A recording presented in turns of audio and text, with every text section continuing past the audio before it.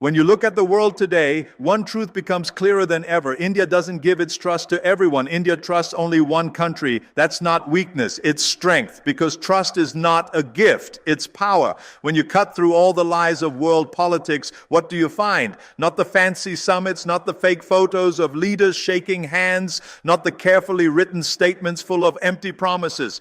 You find one thing that either holds a nation's foreign policy together or breaks it apart: trust. And for India, deciding to trust one country is not being weak, but showing smart power.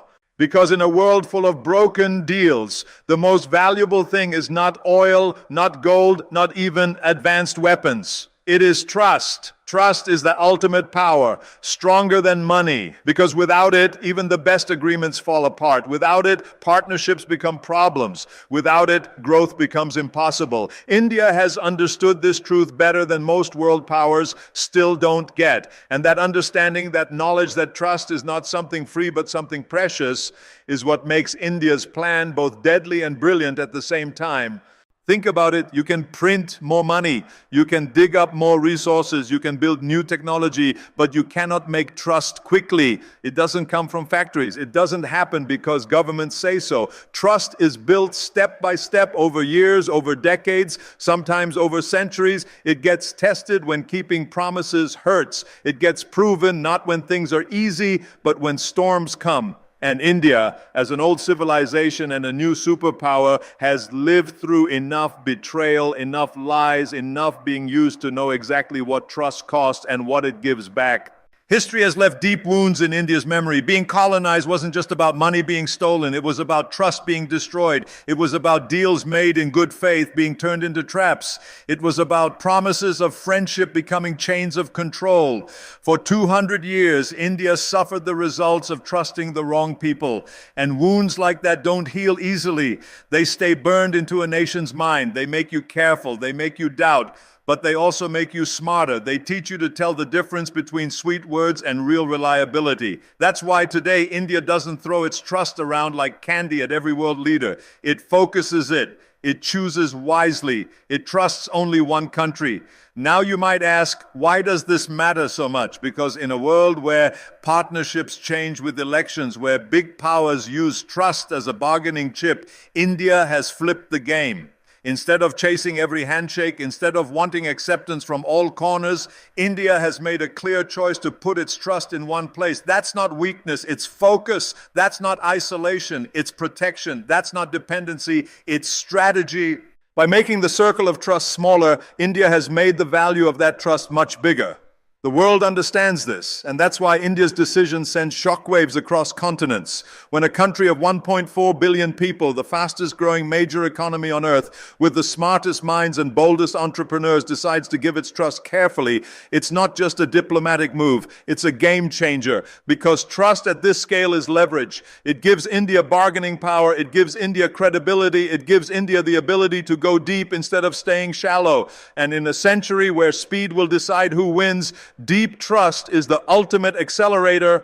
Look at the other options. Nations that throw their trust everywhere live in constant worry. Today they work with one superpower. Tomorrow they drift toward another. Their strategies wobble. Their supply chains get broken. Their defense systems stay half-built, unreliable, and weak. Their economies swing between punishments and rewards. They spend more time trying to build trust than making real progress. They think they have many friends, but in reality, they have none they can truly count on. India is playing a different game. By choosing only one country to trust, it has removed confusion, reduced noise, and created a straight path to success. And let's go deeper. Trust is not just about security promises or trade deals. It's about knowing what will happen next. When India looks at the world, it doesn't just ask who has power today. It asks who will still be there tomorrow when things change. Because here's the reality.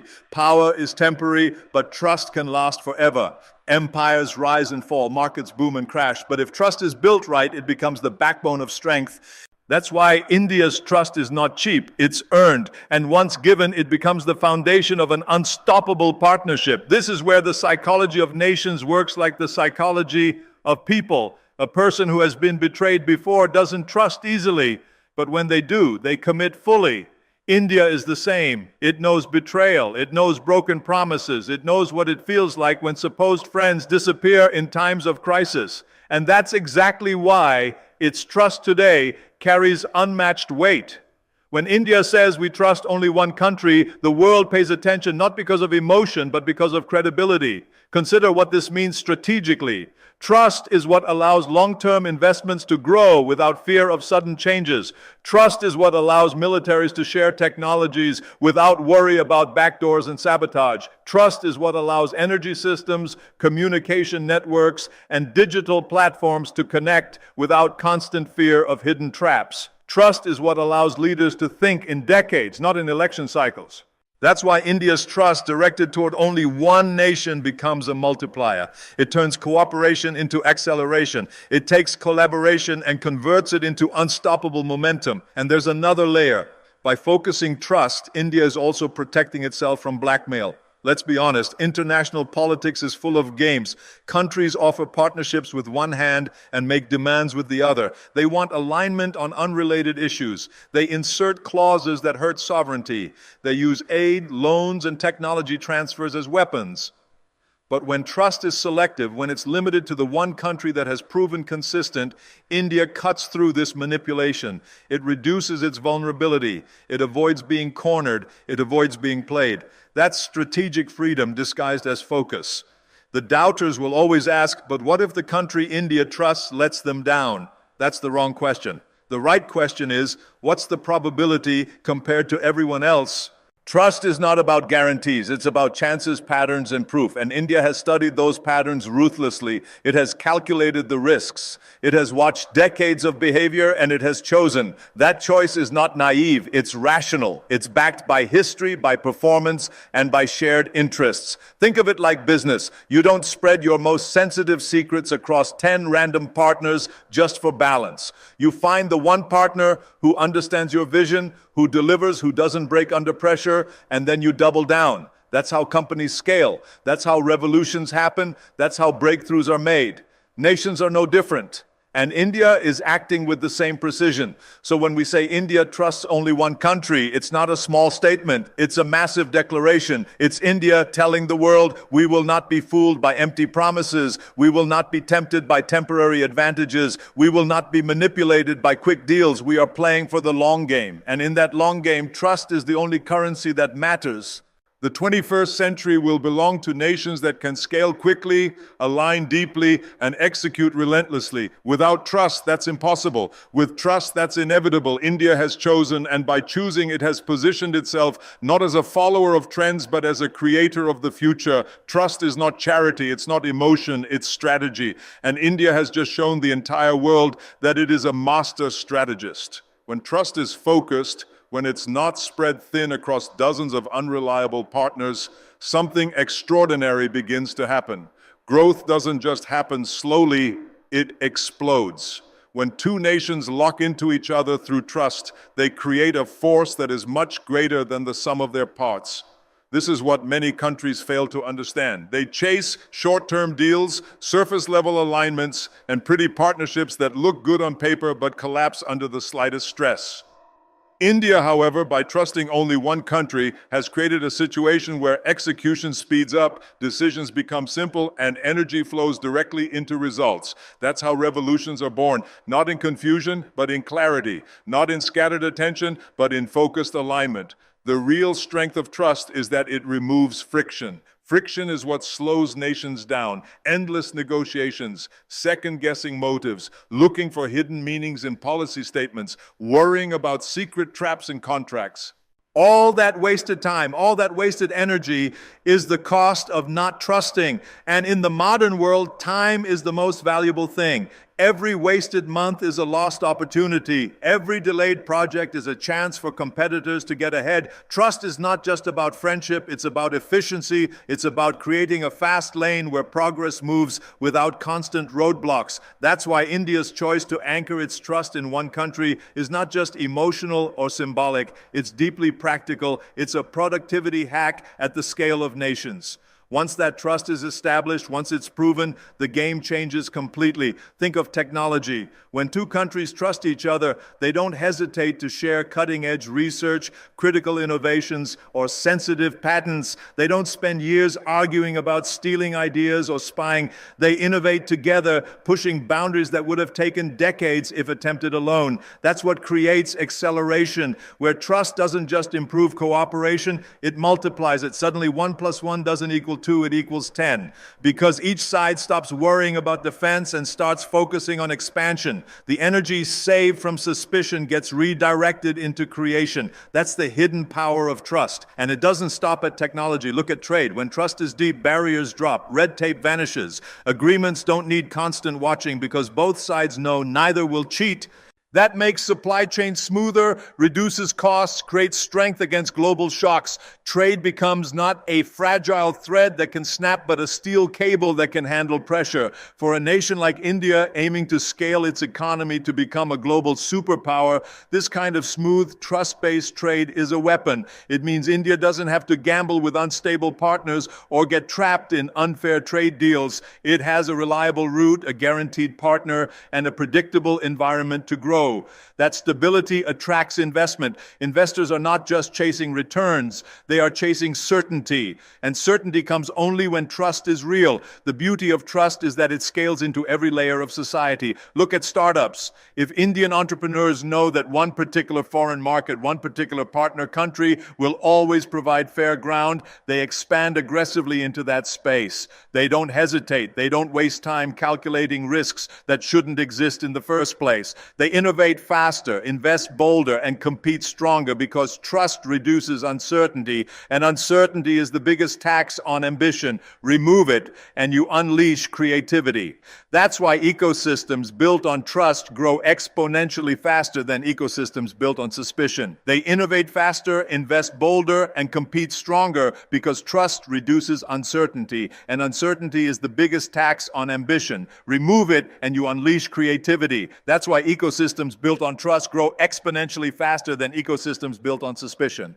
Think about education too. Students are not just chasing degrees, they are chasing systems where their talents can flourish. When trust exists between two countries, education exchanges boom. Students know that their investment of time, money, and effort will not be wasted by sudden policy changes or political games. Universities work together seamlessly. Knowledge flows without barriers, and entire generations are raised with cross-national trust built into their thinking. That creates a foundation for 50 years of cooperation, not just 5. Because once young minds grow up in an environment of trust, they don't just build companies, they build bridges that cannot be broken. Now zoom out to the big picture. What does trust do to national psychology? It creates confidence. A nation that knows it has one true partner doesn't live in fear. It doesn't waste resources juggling alliances or pleasing temporary friends. It walks with certainty, and that certainty is visible on the world stage. India today is no longer begging for recognition. It is demanding it. That confidence doesn't come from military power alone or from economic growth alone. It comes from knowing that its trust is anchored, that it is not standing alone, that it has a true partner in progress. The psychological edge is invisible but priceless. Let's take it further. When trust is present, risk-taking increases, and risk-taking is the foundation of innovation. Think about it. No startup would launch if founders didn't trust each other. No company would invest billions in research if it didn't trust its system. No nation would launch a space mission if it didn't trust its scientists, engineers, and partners. Trust is the invisible foundation of boldness. And when India trusts only one country, it creates a zone of safety where risks can be taken without fear of betrayal. That's where moonshots are born. Literally and metaphorically. That's how India can leapfrog technologies, industries, and systems instead of crawling step by step. Critics will argue that putting so much trust in one country is risky, but what they fail to understand is that spreading trust is riskier. When you spread, you weaken, you lose your focus, you spread yourself too thin, and you open yourself up to betrayal from multiple directions. Focused trust, when well placed, is not fragility. It is leverage. It is a force multiplier. It means you know where your foundation is, and you can build skyscrapers on top of it without worrying about collapse. That's not weakness. That's strategy. That's clarity. And here's the future vision. In the next 20 to 30 years, the nations that dominate will not be those with the biggest militaries or the largest economies alone.